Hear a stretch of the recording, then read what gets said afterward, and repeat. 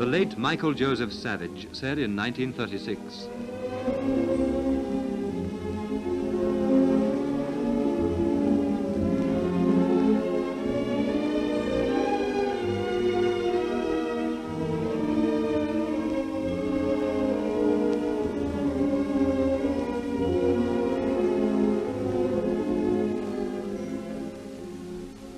windows facing into the sun.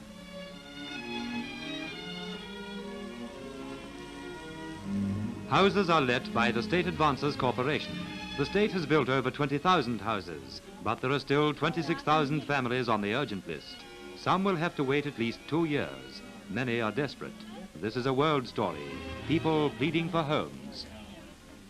But we must have a place. For the 2 children, there are 4 of us living in one room.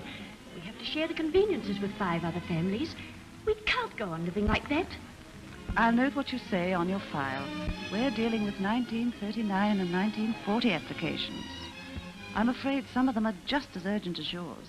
We're going to do what we can for you. But what is being done? A good deal is being done.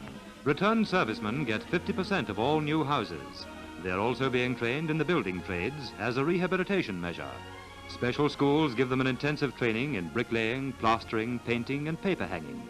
Carpenters under this scheme are fully qualified in 2 years. Substitute methods and materials are being tried. Experiments have been made with prefabrication.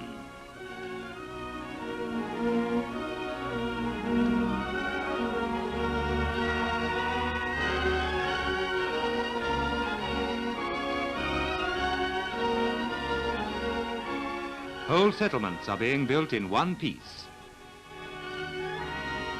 But we're short of timber. We're milling more timber than ever before, but the demands are enormous. As much timber is required for other purposes as for houses. The production of cement has been greatly increased, but so has the demand. For more cement, we need more coal and more shipping. These are world shortages. There have been shortages in roofing materials. Baths and stoves and other fittings have been short.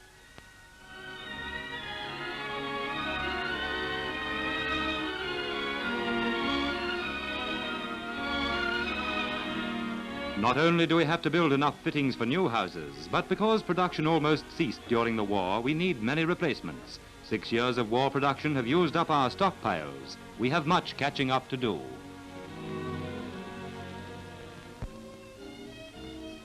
As far as the future is concerned, we can only estimate our requirements and our possibilities, but we know what we have done in the past.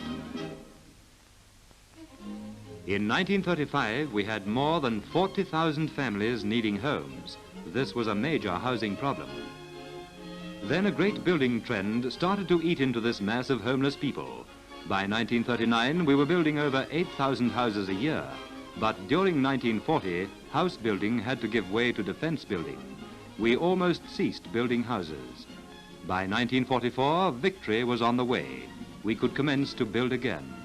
If we had not had to switch to war production, we would have had at least 22,000 more houses. Our housing problem would have been almost solved. But without victory, no effort would have been worthwhile. So we have 26,000 families who still need homes.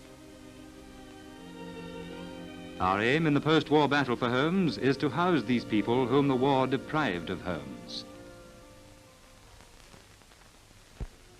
And here are the forms of future cities, tall white buildings rising out of the past, out of the drab of our old, unplanned cities. Here is living near the crowds, near the noise. Only some of us want this. Small communities like tiny villages set down in our cities, lawns and flowers and a community hall. Some want this. And individual houses to give us independence, to give us the most sunlight and the greatest freedom. A man likes a place of his own. But we don't want crowding and boredom and busy streets. How will we plan this new living? Self-contained communities are being built on the outskirts of our cities.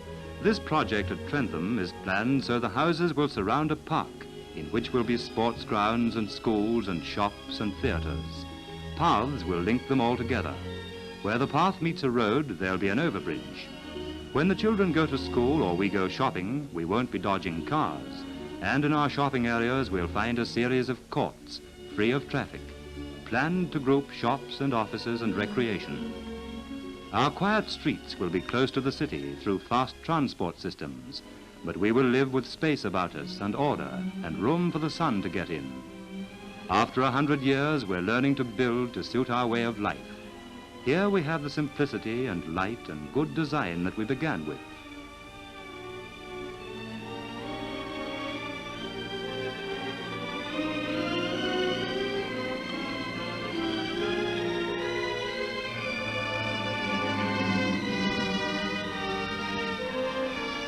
These houses are the evidence of how well off we are.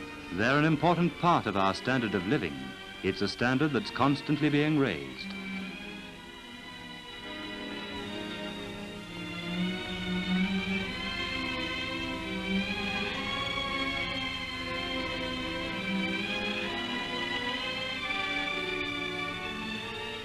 New Zealanders want to see the result of victory in order and progress, in a better standard of living for every New Zealander.